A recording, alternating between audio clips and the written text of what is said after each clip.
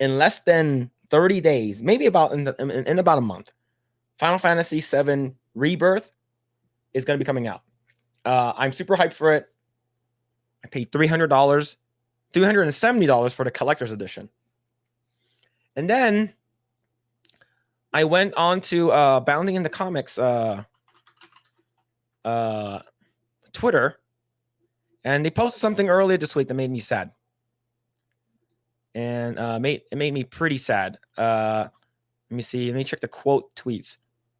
Let me scroll down a little bit. Yeah, I found it. I think. Oh my god, I do a bunch of shit. But yeah, basically what they said was that there were some social problems and social issues with the game. And Grae, to your question, you asked me if they have if Sweet Baby is a part of it and if they touched it in any way. I believe they have. So let me actually go ahead and bring this up this article really quick.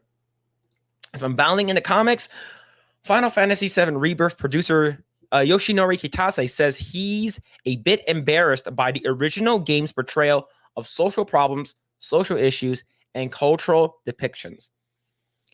I don't think that's the case. I don't think Japanese people actually really care too much about what they did back then. And I believe Final Fantasy VII, the original game, is a masterpiece. Grae, did you ever play the original? A little bit. I should actually go through at least one run for it. But I did play Crisis Core. Did you like Crisis Core? Yeah, I liked it a lot. Yeah.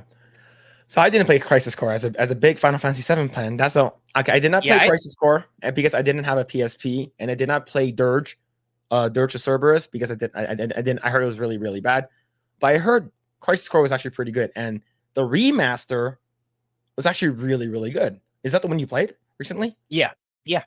I played both. So yeah, it's a good upgrade from the PSP version, except the voice acting. Yeah.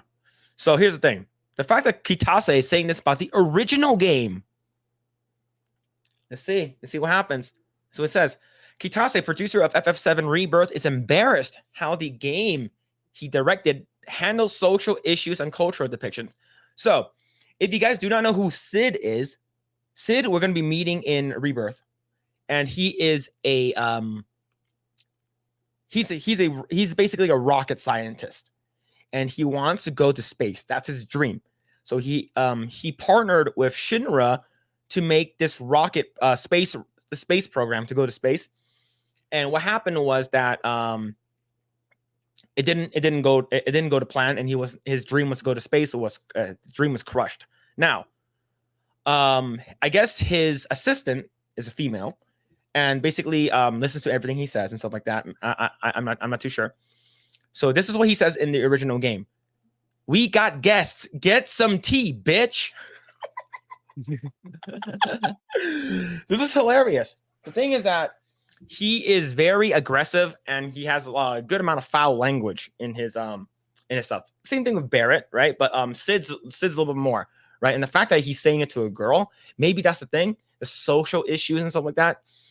And in one of the recent Rebirth trailers, I did see Sid talking to Yuffie in a way that he would never talk to a woman or a girl.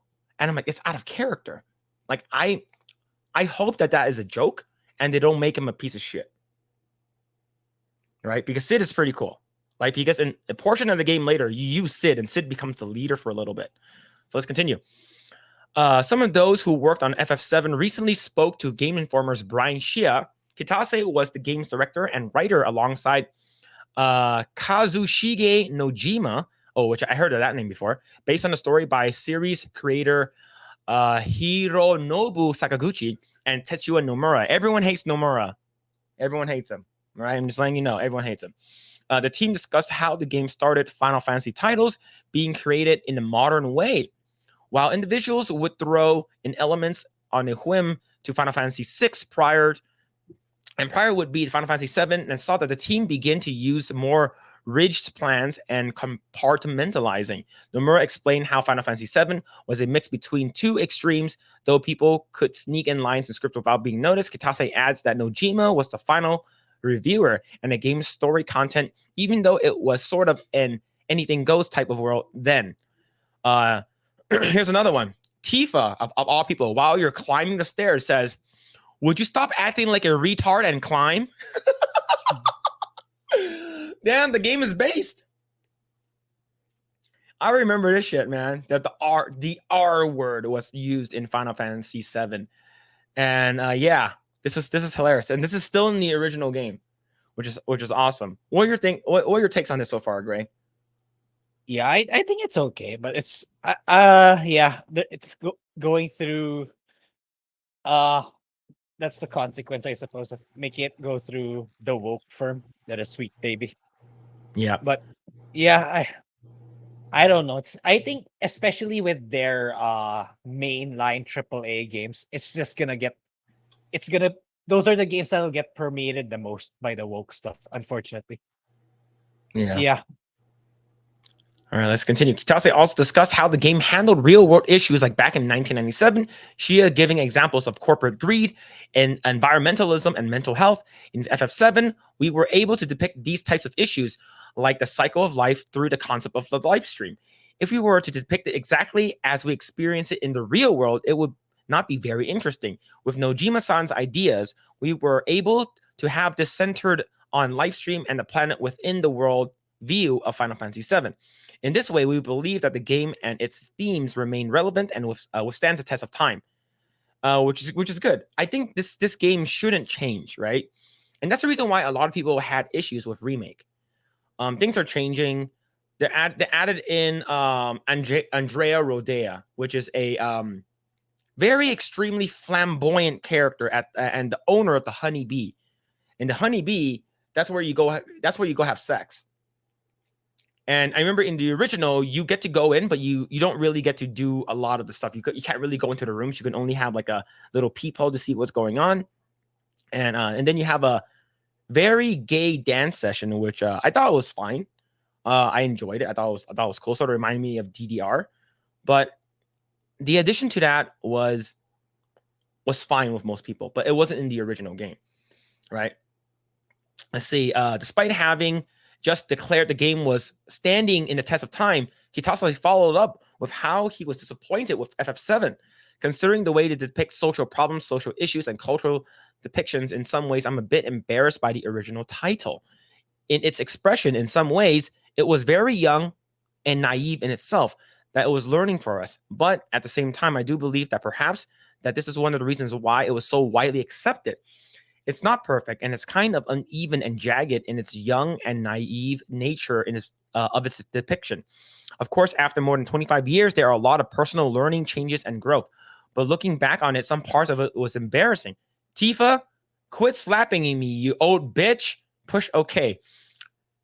They have to have the scene in the fucking new, and they have to have the scene where Scarlet and Tifa slap each other. Oh. They have to. It's literally a slapping game.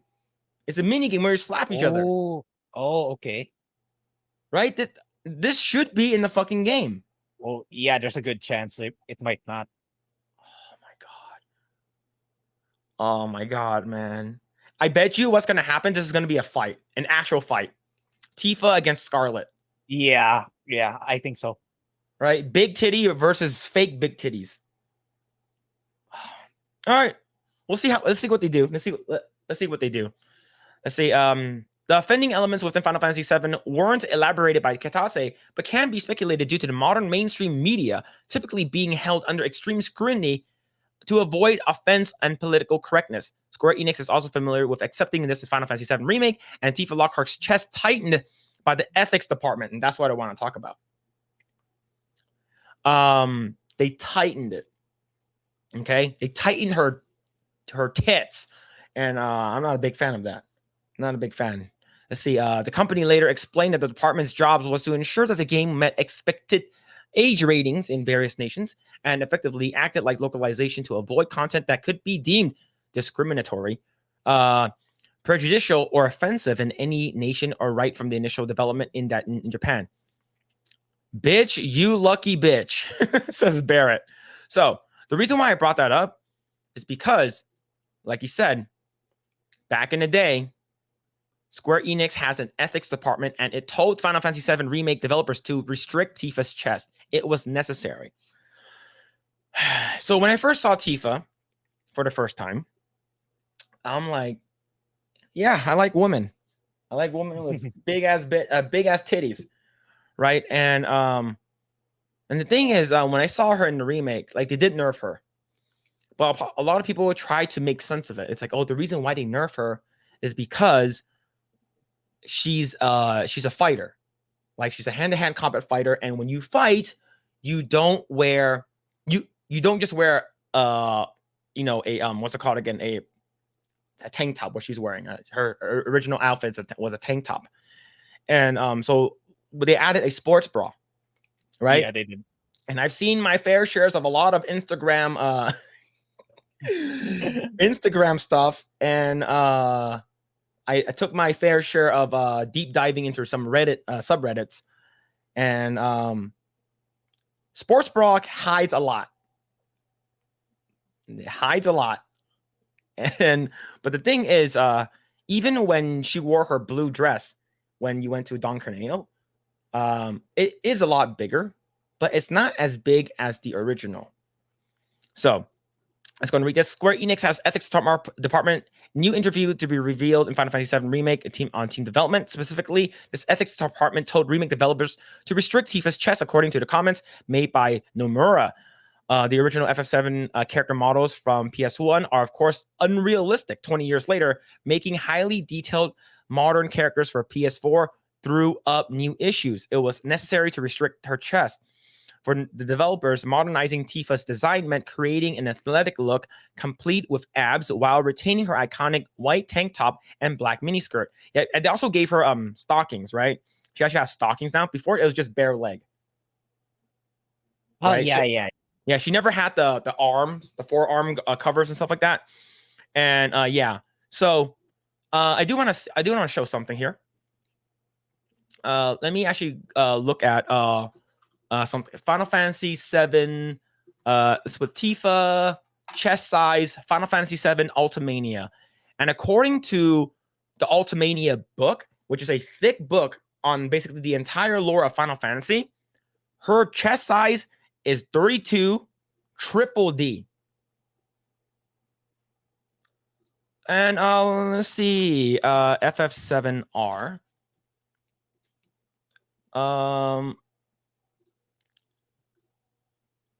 Grae, I'm not sure how you feel about this. Do those look like triple Ds to you? No. This is how she looks like in game. Right? Yeah. This is how she looks like in game.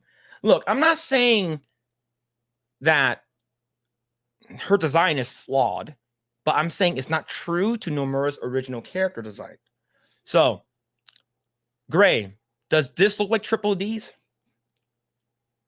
Yeah. There it is. Yeah. There it is. You see how jiggly they are, chat? This is one of the cinematics in the original, of course. Yeah. She basically looks like Hitomi Tanaka. Like, not like literally Hitomi Tanaka, right? So yeah, there are ethics department stuff, and it's I think Sweet Baby has their grimy hands in there. Yeah, those are called backbreakers. Oh shit, great. But going back to this, how do you feel about Kitase saying that it's not socially acceptable anymore on how his original game is? I think that's how it began in the West, right? It's like these original creatives and game directors. Oh, what I did back then was so bad. It's the start, sadly, of how woke begins to seep in and permeate, and that's how Western entertainment got to where it is today. It's like every single thing is now bad or cancelable because X person got offended for some reason. Thanks for checking out this segment of the Project Eggroll podcast. If you like what we do here, please like, share, subscribe, hit the notification bell, and you will know next time when we go live. We do go live every Saturday at 8 p.m. Once again, we are just getting started. Tons of more video to come. Thanks, and we'll see you guys next time.